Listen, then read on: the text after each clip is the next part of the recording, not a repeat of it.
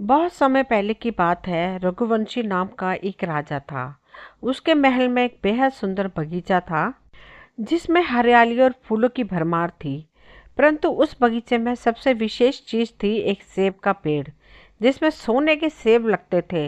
राजा ने इस पेड़ की सुरक्षा और देखभाल का खास इंतजाम कर रखा था। जब सेब पकते थे तो चौकीदार रात भर पहरा देते ताकि कोई भी इन अनमोल सेबों को चुरा न सके। फिर एक दिन माली ने जब सोने के सेबों को गिना तो उसमें एक सेब कम पाया। घबराया हुआ माली तुरंत राजा के पास दौड़ा और उसे सारी बात बताई। राजा स्वयं बगीचे में आया और हैरान रह गया। इतनी कड़ी सुरक्षा के बावजूद एक सेब चोरी हो गया था। उसने ऐलान किया कि जो भी चोर का पता लगाएगा उसे बड़ा इनाम मिलेगा। सबसे बड़े राजकुमार ने आगे बढ़कर राजा से कहा कि वह रात में पहरा देगा और चोर को पकड़ने की कोशिश करेगा। राजा ने उसे उसकी अनुमति दे दी। बड़े राजकुमार ने रात में पहरा देना शुरू किया, लेकिन 2 घंटे बाद ही उसकी आंख लग गई और सुबह उसने देखा कि एक और सेब गायब था। अगली रात मंझले राजकुमार ने पहरा देने की जिम्मेदारी संभाली, परंतु उसे भी नींद आ गई और तीसरा सेब भी चोरी हो गया। राजा अब अत्यंत चिंतित था। उसी समय सबसे छोटा राजकुमार, जिसका नाम सूर्य प्रताप था, राजा के पास आया और उसने कहा वे चोर को पकड़ने का प्रयास करेगा। राजा ने उसे डांटते हुए कहा, जब तुम्हारे बड़े और समझदार भाई असफल हो चुके हैं तो तुम इस काम को कैसे कर पाओगे। लेकिन सूर्य प्रताप ने राजा से एक अवसर देने की प्रार्थना की। अंततः राजा ने उसकी बात मान ली। रात में सूर्य प्रताप ने पहरा देना शुरू किया और संकल्प लिया कि वह किसी भी स्थिति में नहीं सोएगा। आधी रात के समय उसने देखा कि एक अद्भुत सुनहरी सोने की चिड़िया उड़ती हुई आई और पेड़ की डाल पर आकर बैठ गई। उसने देखते देखते सोने का एक सेब तोड़कर अपनी चोंच में पकड़ लिया। राजकुमार ने तुरंत निशाना साधकर तीर चला दिया, लेकिन तीर चिड़िया को नहीं लगा। वह पंख फड़फड़ाकर उड़ गई। हाँ, इतना अवश्य हुआ कि उसका एक सुनहरा टूटकर जमीन पर आ गिरा। अगले दिन सुबह राजकुमार ने राजा को सारी बात बताई और वह सोने का पंख उनके सामने रख दिया। वह पंख इतना सुंदर और कीमती था कि राजा उसे देखता ही रह गया। राजा ने कहा, अगर उस चिड़िया का एक पंख इतना सुंदर है तो वह पूरी चिड़िया कितनी सुंदर होगी। मैं चाहता हूँ कि कोई उस चिड़िया को पकड़ लाए। सबसे बड़ा राजकुमार इस काम के लिए रवाना हुआ। चलते चलते वह जंगल में पहुंचा। वहां उसने एक लोमड़ी को एक पेड़ के नीचे आराम करते हुए देखा। राजकुमार ने मौका देखकर तीर अपने धनुष पर चढ़ा लिया। वह तीर छोड़ने ही जा रहा था कि लोमड़ी ने चिल्लाकर कहा, राजकुमार, मुझे मत मारो। मुझे पता है तुम सोने की चिड़िया की खोज में निकले हो। अगर तुम मेरी राय मानोगे तो तुम्हारा काम जल्द ही पूरा हो जाएगा। राजकुमार एक लोमड़ी को बोलते देखकर बहुत आश्चर्यचकित हुआ। वह उसकी बात ध्यान से सुनने लगा। वह लोमड़ी बोली, तुम इसी रास्ते से सीधे चले जाओ। शाम होने पर तुम गांव में पहुंचोगे। वहां तुम्हें आमने सामने 2 सराय मिलेंगी। एक सराय खूब सजी सजाई और सुंदर सी होगी, लेकिन तुम उसमें मत ठहरना, बल्कि उसके सामने वाली दूसरी सराय में ठहरना, जो बहुत मामूली और देखने में भी साधारण होगी। ऐसा करने पर तुम्हारा काम आसानी से पूरा हो जाएगा। लोमड़ी की बात सुनकर राजकुमार को हंसी आ गई। उसने डांट कर कहा, भाग यहाँ से, मुझे तुम्हारी सलाह की जरूरत नहीं है। ये कहकर उसने तीर छोड़ दिया, लेकिन लोमड़ी वहां से चालाकी से बचकर निकल भागी। राजकुमार आगे चलता गया। शाम को जब वह गांव में पहुंचा तो उसने देखा वहां सड़क के किनारे सचमुच 2 सराय थी। उनमें से एक सराय खूब सजी सजाई थी और उसके अंदर से लोगों के नाचने गाने की आवाजें आ रही थी। दूसरी सराय भद्दी सी थी और वह अंधेरा छाया हुआ था। राजकुमार सजी सजाई सराय में ठहर गया। थोड़ी देर में वह भूल गया कि वह असल में सोने की चिड़िया की खोज में निकला था। उधर जब काफी समय बीत गया और बड़ा राजकुमार नहीं लौटा तो मंझला राजकुमार सोने की चिड़िया की खोज में चल पड़ा। वह भी उसी तरह चलते चलते जंगल में पहुंचा तो वही लोमड़ी उसे भी मिली। इस राजकुमार ने भी लोमड़ी की बात पर कोई ध्यान नहीं दिया। शाम को जब वह गांव में पहुंचा तो बड़े राजकुमार की तरह सजी सजाई सराय में ठहर गया। वहां के नाच रंग में मस्त होकर वह भी अपना काम भूल गया। यहाँ तक कि उसे घर लौटने की भी सुध नहीं रही।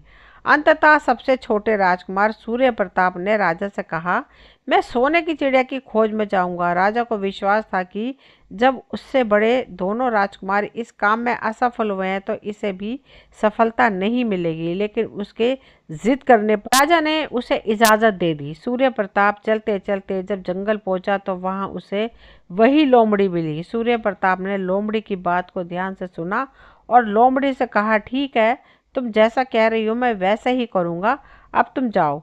शाम के समय सूर्य प्रताप जब उस गांव में पहुंचा तो वह पुरानी सराय में ही ठहरा और सजी सजाई सराय से दूर ही रहा। दूसरे दिन सुबह उठकर जब वह आगे बढ़ा तो कुछ दूर चलने पर उसे वही लोमड़ी फिर से रास्ते में मिल गई। लोमड़ी ने उससे कहा, तुम सीधे चलो, आगे चलने पर तुम्हें एक बहुत बड़ा किला मिलेगा। उस किले में लकड़ी के एक मामूली से पिंजरे में सोने की चिड़िया बंद है। तुम चिड़िया को पिंजरे सहित उठाकर किले से बाहर ले आना, लेकिन एक बात का याद रखना, चिड़िया के पिंजरे के पास ही एक बहुत सुंदर सा सोने का पिंजरा भी रखा होगा। तुम भूलकर भी चिड़िया को उस पिंजरे में मत रखना। अगर तुम उस चिड़िया को लकड़ी के पिंजरे से निकालकर सोने के पिंजरे में रखने की कोशिश करोगे तो बाद में पछताओगे। राजकुमार सूर्य प्रताप चलते चलते किले तक पहुंच गया। उसने देखा कि पहरेदार सो रहे थे। वह बिना डरे सीधा महल में घुस गया और थोड़ी ही देर बाद वह उस कमरे में जा पहुंचा जहाँ सोने की चिड़िया एक पिंजरे में बैठी हुई थी। पिंजरे के पास सोने के 3 सेब पड़े थे। इन सेबों को देखकर राजकुमार ने तुरंत पहचान लिया कि ये सेब उसके पिता के बाग के ही थे। सोने की चिड़िया इतनी सुंदर थी कि राजकुमार उसको देखते ही रहा। वह उसको उठाकर लाने ही वाला था कि उसकी नज़र पास ही पड़े एक सुंदर से पिंजरे पर पड़ी। वह पिंजरा बहुत सुंदर था और उसमें तरह तरह के कीमती पत्थर जड़े हुए थे। सोने की चिड़िया के लिए वही पिंजरा ठीक मालूम पड़ता था। राजकुमार सूर्य प्रताप लोमड़ी की बात को भूल गया और उसने सोने की चिड़िया को लकड़ी के पिंजरे से निकालकर सोने के पिंजरे में बंद कर दिया। लेकिन सोने के पिंजरे में आते ही चिड़िया ने जोर जोर से शोर मचाना शुरू कर दिया। राजकुमार पिंजरे को उठाकर कमरे से बाहर भी निकल नहीं पाया कि बहुत से सिपाही कमरे में घुस आए और उन्होंने सूर्य प्रताप को पकड़ लिया। अब सूर्य प्रताप को अपनी भूल का पता चला। उसे याद आया कि लोमड़ी ने उससे कहा था, लेकिन अब क्या हो सकता था। सिपाही उसे खींचते हुए राजा के दरबार में ले गए। राजा के पूछने पर राजकुमार ने सारी बात कह सुनाई। राजा बोला, तू मेरे महल में चोरी करने घुसा था, मैं तुझे माफ़ नहीं कर सकता, तुझे फांसी की सज़ा दी जाएगी। लेकिन मैं तुम्हें एक मौका देता हूँ, अगर तुम मेरे लिए सोने का घोड़ा ला दो तो मैं न सिर्फ तुम्हें छोड़ दूंगा बल्कि सोने की चिड़िया भी तुम्हें दे दूंगा। सूर्य प्रताप को अपनी जान बचाने के लिए राजा की शर्त माननी पड़ी। वह सोने के घोड़े की तलाश में निकला। किले के बाहर जाने पर उसने देखा कि लोमड़ी उसका इंतजार कर रही है। उसने लोमड़ी को सारी बातें बताई। लोमड़ी ने निराश होते हुए कहा, मैं अब तुम्हारी कोई मदद नहीं करूंगी। तुमने मेरे कहने के अनुसार नहीं किया। मैंने जैसे कहा था अगर तुम वैसा ही करते तो इस मुसीबत में नहीं फंसते और सोने की चिड़िया तुम्हें मिल जाती।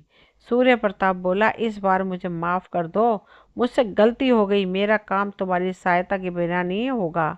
मुझे राजा ने सोने का घोड़ा लाने के लिए कहा है, वरना वे मुझे फांसी पर चढ़ा देंगे। लोमड़ी ने कहा, कुछ दूर जाने पर तुम्हें एक दूसरा किला मिलेगा। उस किले के पास एक वन में तुम्हें सोने का घोड़ा बंधा हुआ मिलेगा। महल के नौकर चाकर सब सो रहे होंगे। तुम चुपचाप जाना और घोड़े को खोल लेना, लेकिन एक बात का याद रखना, वहाँ घोड़े के पास ही घोड़े पर कसने के लिए 2 जीन रखी होंगी। उसमें से एक तो पुरानी चमड़े की जीन होगी और दूसरी सोने की जीन होगी। तुम सोने की जीन को छूना भी मत और उस घोड़े पर पुराने चमड़े की जीन कसकर सवार हो जाना और उसे दौड़ते हुए किले से बाहर चले जाना। राजकुमार ने वादा किया कि वह ठीक वैसे ही करेगा। सूर्य प्रताप चलते चलते सीधा फाटक से किले में घुस गया। अंदर जाकर उसने देखा कि वहां के सभी नौकर चाकर सोए हुए थे। थोड़ी ही देर में वह किले के अस्तबल में जा पहुंचा। वहां एक बहुत सुंदर सुनहरा घोड़ा बंधा हुआ था। राजकुमार ने पास जाकर देखा कि वह घोड़ा सचमुच सोने का था। ऐसा सुंदर घोड़ा उसने सपने में भी नहीं देखा था। उसने आगे बढ़कर घोड़े को खोल लिया। जब वह बाहर निकलने लगा तो उसकी नज़र एक कोने में पड़ी हुई सोने की जीन पर गई। यह जीन बहुत सुंदर थी और उसमें हीरे मोती जड़े हुए थे। उसके पास ही एक फटी पुरानी चमड़े की जीन पड़ी थी। इतने सुंदर घोड़े पर पुराने चमड़े की जीन कसना राजकुमार को अच्छा नहीं लगा। उसने सोने की जीन उठा ली और घोड़े पर कसना शुरू किया। इतने में किले का दरवाज़ा जोर जोर से खटकने लगा। किले के नौकर चाकर जाग गए। थोड़ी ही देर में राजकुमार पकड़ लिया गया। राजकुमार सूर्य प्रताप को सिपाहियों ने हाथ बांधकर अपने राजा के सामने पेश किया। राजा ने सारी बातें सुनकर कहा, तुमने मेरे घोड़े को चुराने की कोशिश की है, इसलिए तुम्हें फांसी की सज़ा दी जाएगी। लेकिन अगर तुम मेरा एक काम कर दो तो मैं तुम्हें छोड़ सकता हूँ। यहाँ से कुछ ही दूर एक सोने का महल है और उसमें बहुत सुंदर राजकुमारी रहती है। अगर तुम अपनी जान बचाना चाहते हो तो उस राजकुमारी को मेरे पास ले आओ, तो मैं इनाम में यह सोने का घोड़ा दे दूंगा। बेचारा राजकुमार सूर्य प्रताप एक बार फिर से नई मुसीबत में फंस गया। उसे मजबूर होकर राजा की शर्त माननी पड़ी और वह सोने के महल की खोज में निकला। कुछ दूर चलने पर फिर से उसे वही लोमड़ी मिली। पता नहीं कैसे लोमड़ी की सारी बातें मालूम हो गई थी। वह बोली, देखो तुमने इस बार भी मेरी बात नहीं मानी। अगर मेरी बात मान लेते तो यह मुसीबत तुम्हारे गले नहीं पड़ती। खैर, मुझे तुम पर दया आ रही है, मैं तुम्हारी मदद करूंगी। चलो मैं तुमको सोने के महल तक पहुंचाने का रास्ता बताती हूँ। यहाँ से तुम सीधे जाओगे तो वहाँ तुम्हें सोने का महल मिलेगा। तुम महल के बाहर पेड़ के पीछे छिपे रहना। जब शाम को राजकुमारी तालाब में नहाने के लिए बाहर आए तो तुम आगे बढ़कर उसका हाथ पकड़ लेना। जैसे ही तुम उसे छुओगे, राजकुमारी तुम्हारे साथ आने के लिए राजी हो जाएगी। लेकिन एक बात का याद रखना, तुम उसे वहाँ से अपने साथ ले आना। उसे वापस महल में मत जाने देना। वह तुमसे कहेगी कि मैं अभी अपने माता पिता से मिलकर आती हूँ, लेकिन तुम उसकी बातों में मत आना, वरना फिर मुसीबत में फंस जाओगे। राजकुमार चलते चलते उस सोने के महल के पास पहुँच गया और वह महल के पास एक पेड़ की आड़ में छिपकर बैठ गया। शाम को जब राजकुमारी नहाने के लिए किले से बाहर आई तो राजकुमार ने हिम्मत करके आगे बढ़कर उसका हाथ पकड़ लिया। उसके छूते ही राजकुमारी उसके साथ चलने के लिए तैयार हो गई। वह बोली, राजकुमार, तुम मुझे जहाँ भी ले जाना चाहोगे मैं तुम्हारे साथ चलूंगी, लेकिन मुझे थोड़ी देर के लिए अपने माता पिता से मिलने दो। राजकुमार सूर्य प्रताप ने कहा, नहीं, यह नहीं होगा, तुम्हें तुरंत मेरे साथ चलना होगा। लेकिन राजकुमारी रोने लगी। राजकुमारी को रोते देखकर राजकुमार का मन पिघल गया। अंत में वह राजी हो गया और बोला, जाओ थोड़ी देर के लिए माता पिता से मिल लो, लेकिन फिर तुरंत बाहर चली आना। राजकुमारी ने जैसे ही किले में पैर रखा, किले के पहरेदार जाग गए और उन्होंने राजकुमार को पकड़ लिया। राजकुमार सूर्य प्रताप बहुत पछताया, लेकिन अब क्या हो सकता था। सिपाहियों ने उसे अपने राजा के सामने पेश किया। राजा बहुत निराश था। राजा ने उसी वक्त हुक्म दिया कि इस राजकुमार को तुरंत फांसी पर चढ़ा दिया जाए। यह सुनकर राजकुमार रोने गिड़गिड़ाने लगा। इस पर राजा ने थोड़ी देर विचार करने के बाद कहा, मैं अपनी आज्ञा वापस नहीं ले सकता, लेकिन अगर तुम मेरा काम कर दो तो तुम्हारी जान बच सकती है। हमारे किले के ठीक सामने यह जो बड़ा सा पहाड़ है, इसके कारण हमारे किले की सुंदरता नष्ट होती है। अगर तुम 8 दिन में इस पहाड़ को खोदकर साफ कर दो तो हम तुम्हें क्षमा कर देंगे और राजकुमारी का विवाह तुम्हारे साथ कर देंगे। सूर्य प्रताप किले के बाहर आकर पहाड़ को देखने लगा। उसके हाथ में छोटी सी कुदाली थी। उसे समझ में नहीं आ रहा था कि इतना बड़ा पहाड़ 8 दिन में वह कैसे खोद सकता है। फिर भी उसे अपनी जान तो बचानी ही थी, इसलिए वह पहाड़ खोदने लगा। धीरे धीरे 7 दिन बीत गए। इतने दिन लगातार खोदने पर भी पहाड़ का सिर्फ एक कोना ही खोद सका था। वह दुखी होकर बैठ गया। उसे अब अपने ऊपर बहुत अधिक क्रोध आ रहा था। वह मन में कहने लगा कि अगर मैंने लोमड़ी की बात मान ली होती तो कितना अच्छा होता। लोमड़ी ने मुझे हर बार ठीक सलाह दी और मैं हर बार उसका कहना ना मानकर नई नई मुसीबत में फंसता चला गया। राजकुमार सूर्य प्रताप इस तरह सिर झुकाकर बैठा था कि अचानक उसे अपने पैरों के पास लोमड़ी की पूंछ दिखाई दी। उसने नजरें उठाकर देखा तो सचमुच वहां लोमड़ी खड़ी थी। लोमड़ी ने मुस्कुराते हुए कहा, क्यों, क्या हाल है? इस बार तो तुम्हारी मदद करने की मेरी जरा भी इच्छा नहीं थी, लेकिन मैं 7 दिन से तुम्हें पहाड़ खोदते हुए देख रही हूँ। मुझे दया आ गई और मैं तुम्हारी मदद के लिए चली आई। जाओ, तुम बहुत थक गए हो, सो जाओ।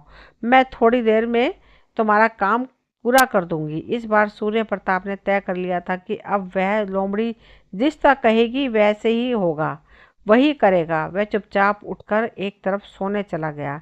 थोड़ी देर में उसे नींद आ गई। सुबह जब वह सोकर उठा तो उसे अपनी आंखों पर विश्वास नहीं हो रहा था। वहां कहीं भी पहाड़ का नामो निशान ना था और महल का सुंदर दृश्य देख रहा था। राजकुमार सूर्य प्रताप सीधा राजा के पास पहुंचा। राजा ने उसके काम से बहुत खुश था। उसने तुरंत अपने वादे के अनुसार राजकुमारी के साथ उसका विवाह कर दिया। जब राजकुमार सुंदर राजकुमारी के साथ कुछ दूर चला तो उसे रास्ते में फिर वही लोमड़ी मिली।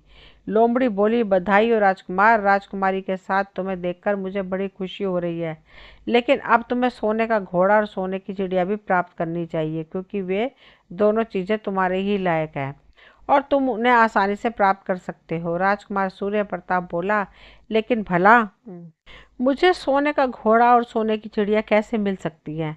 मैं तो इस राजकुमारी को भी उस राजा के लिए ले जा रहा हूँ। लोमड़ी ने कहा, नहीं, तुम ऐसा कभी मत करना। इस राजकुमारी के साथ तुम्हारा विवाह हुआ है और यह अब तुम्हारी पत्नी है। अगर तुम मेरे कहने के अनुसार काम करो तो तुम्हें सोने का घोड़ा, सोने की चिड़िया भी मिल सकती है। तुम पहले इस राजकुमारी को अपने सोने के घोड़े वाले राजा के पास जाओ। राजा खुश होकर तुम्हें सोने का घोड़ा दे देगा। तो घोड़े पर सवार हो जाना और सवार होकर सबसे विदा लेना। राजकुमारी से तुम सबसे आखिर में विदा लेना। जैसे ही तुम राजकुमारी के पास पहुंचो, उसे हाथ से पकड़कर घोड़े के ऊपर खींच लेना और घोड़े को दौड़ा देना। सोने का घोड़ा इतना तेज दौड़ता है कि दुनिया का तेज से तेज घोड़ा भी उसकी सवारी नहीं कर सकता। जाओ, तुम पहले इतना काम पूरा करो, उसके बाद आगे काम मैं तुम्हें बाद में बताऊंगी।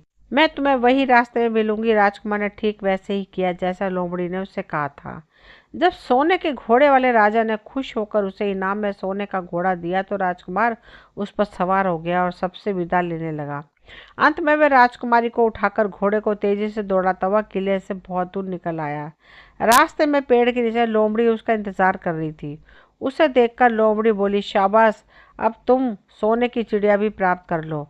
अब तुम सोने की चिड़िया वाले राजकुमार के पास जाओगे तो वह इस घोड़े को देखकर बहुत खुश होगा। तुम उसे कहना कि पहले सोने की चिड़िया का पिंजरा मेरे हाथ में दे दो, तब मैं यह घोड़ा तुमको दूंगा। जब वह पिंजरा तुम्हारे पास लाए तो तुम पिंजरा उसके हाथ से छीन लेना और घोड़े को दौड़ा देना। बस ऐसे ही चिड़िया तुमको मिल जाएगी और कोई तुम्हें पकड़ नहीं सकेगा। इस बार भी राजकुमार ने ठीक वैसे ही किया। वह राजकुमारी के साथ ही घोड़े पर बैठा रहा और जब राजा ने उसके हाथ में सोने की चिड़िया का पिंजरा दिया तो उसने देखते ही देखते पिंजरा छीन लिया और सोने का घोड़ा हवा में बातें करने लगा। कुछ दूर चलने पर लोमड़ी उसे मिली। राजकुमार ने उससे कहा, तुमने मेरी बड़ी मदद की है। तुम्हारी वजह से मुझे न सिर्फ सोने की चिड़िया बल्कि सोने का घोड़ा और इतनी सुंदर राजकुमारी भी मिल गई। बताओ, मैं तुम्हें क्या इनाम दूँ? मैं तुम्हें कुछ ना कुछ ज़रूर देना चाहता हूँ। लोमड़ी ने कहा, अगर तुम खुश हो तो मेरा एक कान काट लो। तुम एक तीर चलाकर मुझे मार दो। इस समय तुम यही सबसे बड़ा काम मेरे लिए कर सकते हो। राजकुमार ने कहा, भला यह कैसे हो सकता है? तुमने मेरी इतनी मदद की और मैं बदले में तुम्हें मार दूं? यह नहीं होगा। यह सुनकर लोमड़ी बड़ी दुखी हुई और बोली, अगर तुम मेरा एक काम नहीं कर सकते तो फिर ठीक है, जाओ, लेकिन मैं तुम्हारी भलाई के लिए कह रही हूँ कि तुम दो बातें जरूर याद रखना। एक तो तुम किसी कुएं की दीवार पर मत बैठना और दूसरा ऐसे लोगों के लिए धन मत खर्च करना जिन्हें फांसी मिलने वाली हो। राजकुमार बोला, तुम भी अजीब हो, तुम्हारी बातें मेरी समझ में नहीं आती। अलविदा कहकर वे वहां से चल पड़ा। राजकुमार सोने का घोड़ा दौड़ाता हुआ आगे बढ़ा। राजकुमारी उसके साथ ही बैठी हुई थी। सोने की चिड़िया का पिंजरा उसके हाथ में था। कुछ ही देर में राजकुमार उस छोटे गांव में जा पहुंचा जिसमें दोनों सराय थी। गांव के लोग और खास तौर से बच्चे उसे देखने के लिए इकट्ठा हो गए। सोने के घोड़े पर बैठे इतने सुंदर राजकुमार के साथ राजकुमारी को देखकर सभी लोग चकित रह गए। इतने में राजकुमार ने देखा कि गांव के बगीचे में एक जगह बहुत से लोग जमा हैं और कुछ शोर हो रहा है। राजकुमार के पूछने पर लोगों ने बताया कि वहां दो आदमियों को फांसी देने की तैयारी हो रही है। राजकुमार उधर ही चल पड़ा। वहां पहुंचने पर उसने पहचान लिया कि जिन आदमियों को फांसी दी जाने वाली है वे और कोई नहीं बल्कि उसके ही भाई थे। वे लोग तब से उसी सराय में रह रहे थे और तरह तरह के बुरे काम करते थे। वे जुआ भी खेलते थे। जुए में बहुत सा धन हार चुके थे। उन्होंने लोगों से वहाँ बहुत सा रुपया भी उधार लिया था। इन्हीं सब बातों से चिढ़कर अब गांव वाले उन्हें फांसी पर चढ़ाने जा रहे थे। राजकुमार सूर्य प्रताप भला ये कैसे होने देता? उसने लोगों से कहा, मुझसे रुपए ले लो और इन लोगों को छोड़ दो। उसके बहुत कहने पर लोग राजी हो गए। उन्होंने उन दोनों आदमियों को रिहा कर दिया। राजकुमार अपने भाइयों को छुड़ाकर आगे चला। कुछ दूर चलने पर जंगल में उन्हें एक कुआं दिखाई दिया। इस पर राजकुमार ने कहा, कुछ देर कुएं के पास आराम करते हैं। अब तक वह यह भी भूल चुका था कि लोमड़ी ने विदा होते समय उसे क्या कहा था। वह घोड़े से उतरकर कुएं की दीवार पर बैठ गया और आराम करने लगा। उसके दोनों भाइयों ने मौका देकर उसे कुएं में धकेल दिया। इसके बाद उन्होंने घोड़े पर राजकुमारी को बिठाया और सोने की चिड़िया का पिंजरा उठाया और वहां से चलते बने। कुछ देर में वे लोग अपने राज्य लौट आए। घर लौटकर उन्होंने राजा को कहा कि हम लोग सोने की चिड़िया को पकड़ लाए हैं। इस चिड़िया ने हमारे बाग से सोने के सेब चुराए थे। इसके साथ ही हम एक सोने का घोड़ा और राजकुमारी भी लाए हैं। राजा बहुत खुश हुआ। सारे राज्य के लोग खुशियां मनाने लगे, लेकिन राजकुमारी खुश नहीं थी। वह बार बार रोती रहती। उससे खाना पीना छोड़ दिया था। यही नहीं, घोड़े ने भी दाना पानी बंद कर दिया और सोने की चिड़िया भी उदास रहने लगी। राजा ने बहुत कोशिश की, लेकिन ना तो राजकुमारी खुश हुई, ना ही सोने का घोड़ा खुश हुआ। उधर छोटा राजकुमार सूर्य प्रताप कुएं में गिर गया था, लेकिन वह मरा नहीं। कुआं बहुत गहरा था, लेकिन उसमें पानी बहुत थोड़ा था। वह कुएं में बैठा बैठा अपने भाग्य को कोसता रहा। अब उसे फिर उसी लोमड़ी की याद आई और वह पछताने लगा कि अगर मैंने उसका कहना मान लिया होता तो मैं इस मुसीबत में न फंसता।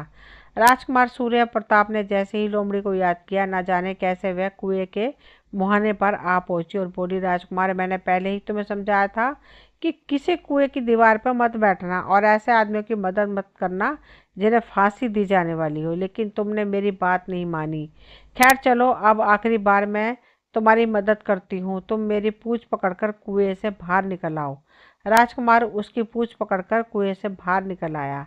लोमड़ी ने उससे कहा, जाओ, अब तुम अपने घर जाओ, लेकिन जरा होशियार रहना। राजकुमार घर की ओर चल पड़ा। राजकुमार को आता देख सोने का घोड़ा खुशी से खिलखिलाने लगा।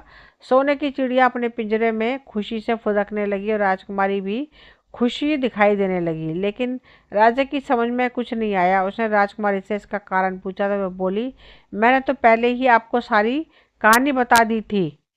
आपके बड़े और मंझले राजकुमार ने छोटे राजकुमार के साथ धोखा किया है। इन्होंने आपको भी धोखा दिया है, लेकिन आपका छोटा राजकुमार यहाँ आ पहुँचा है, इसलिए मुझे बहुत खुशी हो रही है। उसके साथ ही मेरी शादी हुई है और मैं उसके साथ ही सुखी रह सकती हूँ। फिर उसने इशारा करते हुए राजकुमार से कहा, वह रहा आपका बेटा राजकुमार। तो राजा ने बड़े अपने छोटे बेटे को पहचान लिया। अब राजा ने अपने छोटे बेटे के बारे में अपने विचार बदल दिए। अब वह उसे बहुत समझदार और बहादुर मानने लगा और उसे बहुत अधिक प्यार करने लगा। उसने उसे राजगद्दी पर बैठाने का निर्णय किया। बड़े और मंझले राजकुमार ने न केवल अपने छोटे भाई को धोखा दिया, बल्कि राजा को भी धोखा दिया था। इससे राजा उनसे बहुत नाराज था। उसने उन दोनों को अपने राज्य से निकलवा दिया। इसके बाद बड़ी धूमधाम से राजकुमारी के साथ राजकुमार का विवाह हुआ और दोनों सुख से रहने लगे। लेकिन राजकुमार उस लोमड़ी को नहीं भूला जिसने उसकी इतनी मदद की थी। एक दिन समय निकालकर वह फिर जंगल में उस लोमड़ी की खोज में निकला। वह ढूंढने पर एक पेड़ के नीचे उसने उस लोमड़ी को चुपचाप बैठे हुए देखा। लोमड़ी बहुत उदास थी और पहले से बहुत ज्यादा दुबली हो गई थी। राजकुमार सूर्य प्रताप को देखते ही लोमड़ी ने उसे पहचान लिया और कहा, कहो राजकुमार, आज इधर का रास्ता कैसे भूल गए। राजकुमार ने कहा, मैं आज तुम्हें ही ढूंढने के लिए आया हूँ। चलो मेरे महल में आराम से रहो, वहाँ तुम्हें किसी तरह की तकलीफ नहीं होगी। लोमड़ी ने कहा, नहीं राजकुमार, मैं यहाँ ठीक हूँ और भला अब तुम्हें मेरे दुख से क्या लेना देना। राजकुमार बोला, नहीं, तुमने मुझ पर बड़ा उपकार किया है, मैं तुम्हारे साथ ही रहना चाहता हूँ। राजकुमारी भी बहुत खुश होगी और वह तुमसे मिलना चाहती है। लोमड़ी बोली, अगर तुम सचमुच मुझे इनाम देना चाहते हो तो मेरा यह काम कर दो। मैंने तुमसे पहले भी कहा था कि तुम तीर चलाकर मुझे मार दो, तभी मुझे लाभ होगा। असल में मैं एक जादूगर ने मुझ पर जादू कर रखा है। मैं लोमड़ी नहीं हूँ, मुझे उसके जादू के प्रभाव से लोमड़ी के रूप में रहना पड़ रहा है। मैं उसी देश का राजकुमार हूँ जहाँ की राजकुमारी से तुम्हारा विवाह हुआ है। असल में वह राजकुमारी मेरी छोटी बहन है। अगर तुम तीर चलाकर मुझे मार दोगे तो इस जादू से मुझे मुक्ति मिल जाएगी और मैं फिर से अपने देश लौट सकूंगा। राजकुमार को यह सुनकर बड़ा आश्चर्य हुआ। उसने तुरंत अपने धनुष पर तीर चढ़ाया और लोमड़ी की ओर छोड़ दिया। तीर के लगते ही लोमड़ी मर गई और उसमें से एक सुंदर सा राजकुमार निकल आया। फिर दोनों राजकुमार आपस में गले मिले। इसके बाद दोनों राजकुमार वापस महल में लौट आए। वह राजकुमारी अपने भाई से मिलकर बहुत खुश हुई और इस तरह राजकुमार सूर्य प्रताप और राजकुमारी आनंद से रहने लगे। दोस्तों, ये कहानी यहीं तक थी। मुझे उम्मीद है आप सभी को कहानी पसंद आई होगी। अगर कहानी पसंद आई हो तो प्लीज़ चैनल को सब्सक्राइब करें, वीडियो को लाइक शेयर और कमेंट करें। मिलती हूँ अगली कोई नई कहानी लेकर। कहानी सुनने के लिए आप सभी का तहे दिल से शुक्रिया।